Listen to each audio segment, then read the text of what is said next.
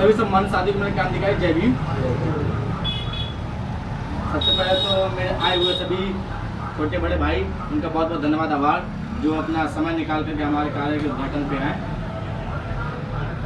मैं अपनी बात रखने से पहले सारे संतों, गुरु, महापुरुषों के चरण पर कोटि नमन करते हुए मैं नमन करता हूँ तथागत गौतम बुद्ध जी के चरणों पर कोटि कोटि नमन करता हूँ। और नमन करता हूँ मैं शिक्षा की ज्योत जलाने वाले, खुद 7वीं तक पढ़ करके अपनी जीवन संगिनी को पढ़ाने वाले माता सावित्रीबाई फुले और हमारे महात्मा ज्योतिबा फुले के चरणों पर कोटि कोटि नमन करता हूँ मैं साथियों। और नमन करता हूँ मैं आरक्षण की जन्मदाता, 1901 में 50% आरक्षण देने वाले महाराज कोल्हापुर के छत्रपति साहू जी के चरणों पर मैं कोटि कोटि नमन करता हूँ मैं साथियों। और नमन करूंगा मैं हमारे रहबर, हमारे मसीहा, हमारे संविधान निर्माता, सिंबल ऑफ द नॉलेज के नाम से जाने जाने वाले हमारे डॉक्टर भीमराव अम्बेडकर के चरणों पर कोटि कोटि नमन करूंगा मैं साथियों। और नमन करूंगा मैं हमारे राजनीतिक गुरु, जिन्होंने 5 बार हमारे समाज की एक मुख्यमंत्री बनाए, हमारे रहबर माननीय काशीराम साहब के भी चरणों पर कोटि कोटि नमन करूंगा मैं साथियों। 18 तारीख 12वां महीना 2022 दिन रविवार को आज भीम आर्मी हमीरपुर जिले में एक भी कार्यालय नहीं था। आज भीम आर्मी को कार्यालय हमीरपुर जिले के मौदाका में खुल चुका है। और बड़ी खुशी की बात है कि हमारे छोटे भाई, हमारे बड़े भाई, हमारे बड़े बुजुर्ग, सीनियर सभी लोगों के सहयोग की वजह से आज ये कार्यालय खुला है। कि कार्यालय खुलने का मकसद सिर्फ एक ही है कि जो हमारे समाज में हो रहा है शोषण, अत्याचार, हमीरपुर जिले में हम लोगों को बैठने की जगह नहीं थी कि हम लोगों को सूचना मिल सके। आज हमारे बैठने की जगह है, हमारे यहाँ पे कॉन्टैक्ट नंबर भी मिलेगा और सभी लोगों को जानकारी भी हो जाएगी। हमीरपुर जिले में कहीं पे भी किसी भी बहुजन समाज के अंदर, हमारे अल्पसंख्यक भाई के अंदर किसी भी तरह का अगर शोषण अत्याचार हो रहा है तो वो हमारे भीम आर्मी संगठन में संपर्क कर सकता है। और उसकी समस्या ना हल हो तो हमारा भीम आर्मी रहने का कोई फायदा नहीं है। ये भीम आर्मी की ताकत है। जिस तरह हमारे बड़े भाई के चंद्रशेखर आजाद जी करते हैं, जिस तरह हमारे बड़े भाई माननीय विनोद जी करते हैं, कहीं भी अगर भारत में अगर हमारे समाज के साथ शोषण होता है तो वहाँ पे चंद्रशेखर भाई खड़े होते हैं, वहाँ पे कोई नेता नहीं खड़ा होता है। लेकिन हमारे समाज में एक सबसे बड़ी कमी है कि गुलामी, जैसे कि ज्योतिबा फुले जी ने किताब लिखी थी गुलामगिरी, वो आज बात सच है कि गुलामगिरी में बिल्कुल सही लिखा हुआ है कि हमारे समाज को गुलामी पड़ गई है। यहाँ पे हमारे समाज के लोग IAS PCS बनते किसकी वजह से? सिर्फ बाबा साहब की वजह से। हमारे समाज में सांसद विधायक बनते हैं किसकी वजह से? बाबा साहब की वजह से। हमारे लोग अच्छे अच्छे पदों में जाते हैं किन की वजह से? बाबा साहब की वजह से। लेकिन वो समाज के लोग आज बड़े बड़े कुर्सियों में चले जाते हैं, बड़े बड़े पोस्टों में चले जाते हैं और अपने बाबा साहब के मिशन को भूल जाते हैं।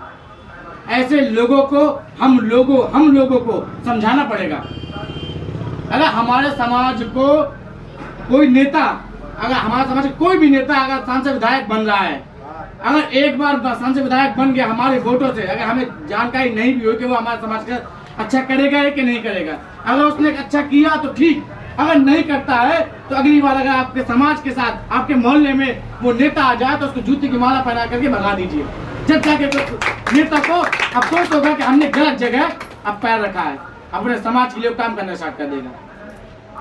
और मेरे छोटे छोटे भाई, आप लोग सबसे ज्यादा जरूरी है, बाबा साहब ने कहा शिक्षा। शिक्षा वो सैनिक का दूध है जो पिएगा वो दहाड़ेगा। इसलिए आप लोगों का सबसे रिक्वेस्ट है, अनुरोध है कि जो हमारे छोटे छोटे भाई हैं वो पढ़ाई लिखाई में ध्यान दीजिए, आवारागर्दी बंद कर दीजिए, सिर्फ पढ़ाई लिखाई देखिए। और हमारे बहुजन समाज में अगर कहीं भी शोषण हो रहा है, अगर आप वहाँ पे खड़े नहीं हो रहे हैं तो आप सूचना दीजिए। भीम आर्मी किसी भी कार्यकर्ता को सूचना दीजिए, वो कार्यकर्ता पदाधिकारी को सूचना देगा और पदाधिकारी को बड़े पदाधिकारी को सूचना देगा। जब जाकर के हम लोग की ताकत होगी। अच्छा, हम लोग सब मिल करके एक समूह बना करके, एक संगठन बना करके, एक संख्या दिखा करके थाने में जाएंगे तो थाने का वहाँ का SHO भी हमारे सामने गिरा कर कहेगा कि हम आपका काम कर रहे हैं। क्योंकि यूनिटी में वो पावर होती है, एकता में वो ताकत होती है। हम लोग भात इसीलिए खाते हैं कि हम लोग एक एक करके जाते हैं। अगर हमारे समाज का कोई भी दिक्कत होती है तो एक एक करके जाएगा थाने में, और थाने का वहाँ पर एक छोटा सा होम गार्ड भी आपको गाली देकर के भगा देता होगा। सबसे बड़ी पहले कमी शिक्षा। अगर आप शिक्षा है आपके पास, अगर नॉलेज है आपके पास, तो आपसे ISPCS भी व्यक्ति वहाँ पे DMSP भी अच्छे से बात करेगा, क्योंकि आपके पास नॉलेज है, उसकी बातों का तोड़ है। और एक संख्या, अगर संख्या होगी तो शासन भी, प्रशासन तो ठीक है, शासन भी तहकता है, शासन भी डरता है कि कहीं ये लोग विद्रोह न कर दे, हमारी छवि न खराब होगी पार्टी की, क्योंकि सत्ता में होगी उसी को तो दिक्कत होगी ना। और सत्ता पे कौन है आप लोग सब जानते हैं, मनोवादी लोग तो सत्ता में चला रहा है ना इस समय। सत्ता कौन चला रहा है? सत्ता से बताइए अभी तक किसी का एक भी भला हुआ हो? भाई आप लोगों को जाति के नाम पर इतना ज्यादा भेदभाव करते हैं, अब कहते हैं आरक्षण खत्म कर दीजिए, आरक्षण कहते हैं खत्म कर दीजिए। आरक्षण से बताइए कि दिक्कत क्या है? हम कहते हैं कि आरक्षण खत्म, आप जाति प्रमाण पत्र खत्म कर दीजिए, हमें आरक्षण की जरूरत ही नहीं पड़ेगी। आज भी यूनिवर्सिटी में देख लीजिए, जाति के नाम पर भी उस लड़के का, उस स्टूडेंट का शोषण होता है। हम लोग जान नहीं पाते, एक एक करके स्टूडेंट का शोषण होता है, हम लोग से जान नहीं पाते, जिले में घूमते थे, दूसरी जगह जाते नहीं।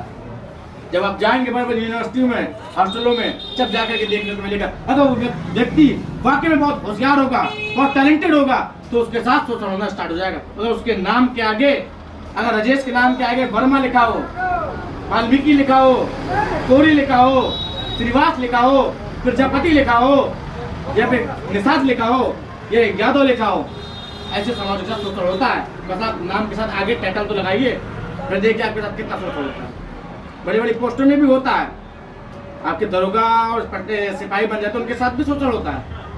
हम लोगों को से मालूम नहीं चलता, मालूम जब चलेगा जब हम लोग एक दूसरे से टच होंगे, अपने समाज को बताएंगे कि हमारे समाज में कई सारे हमारे महापुरुष आए हैं जिन्होंने अपना बलिदान, योगदान दे करके अपना जीवन विपरीत कर दिया, सिर्फ समाज के लिए, सिर्फ हमारे लिए।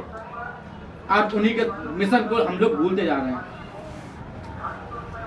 ये मत भूलिए, अगर 5 साल या 10 साल और एक सरकार रही तो वही जमाना आ जाएगा जैसे 5000 साल पहले था, कि हमारे गले में हंडी, पीछे झाड़ू लटकी थी।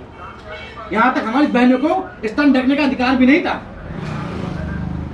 शायद किसी को नहीं पता होगा, स्तन ढकने का भी अधिकार नहीं था हमारी बहनों को। आज हमारी बहन अगर छोटे से भी कपड़ा पहन लेगी तो हमें बर्दाश्त होगा? नहीं होगा। और समझ, उस जमाने में हमारी बहनों को स्तन ढकने का अधिकार नहीं था, तब जाकर के टीपू सुल्तान ने वहां पर वो परंपरा को खत्म किया था। यहाँ पे लोग कहते हैं कि हमारा दुश्मन मुस्लिम है, मुस्लिम कभी दुश्मन नहीं था, ना है ना होगा, क्योंकि मुस्लिम भाई हमेशा हमारे बाबा साहब का भी साथ दिया है, हमारे ज्योतिबा फुले का भी साथ दिया है, और हर संघर्ष में हमारे महापुरुषों का साथ दिया है।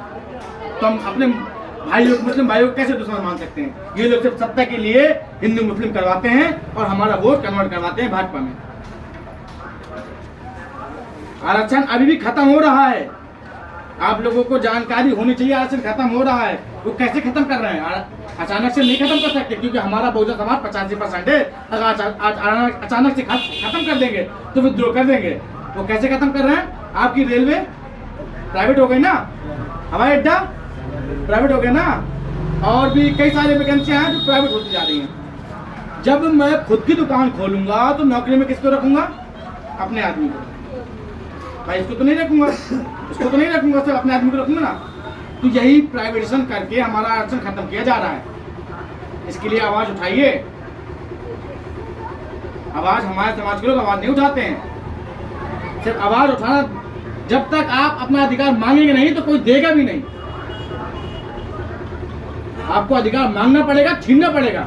बाबा साहब ने अधिकार दिया है आपको, संविधान लेकर के गए हैं, वो हमें सारा अधिकार है, लेकिन हम लोग अपना अधिकार जानते कहाँ हैं? मूल अधिकार नहीं जानते हम।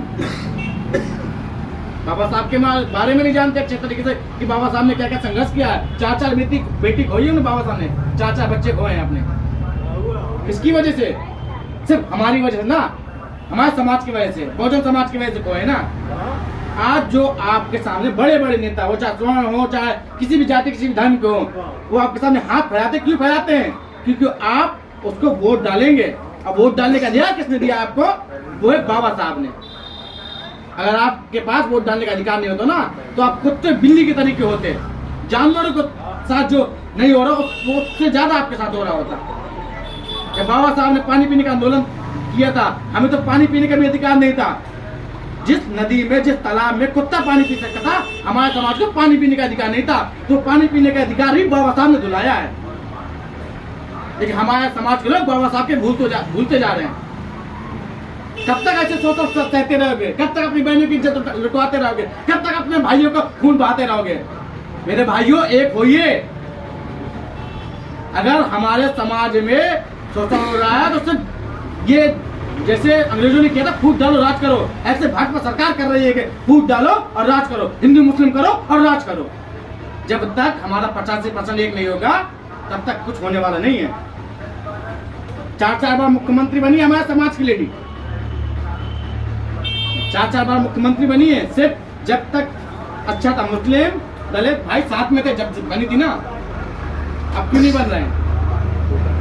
भाजपा सरकार ने उसको तोड़ दिया है, डिवाइडेड कर दिया है। देखिए, आपको नेता ऐसा चुनना पड़ेगा जो रोड में आकर के आपके लिए हक के लिए बात करे। आपको नेता ऐसा चुनना पड़ेगा जो कहीं भी सोच हो जाए वहां पे खड़ा मिले।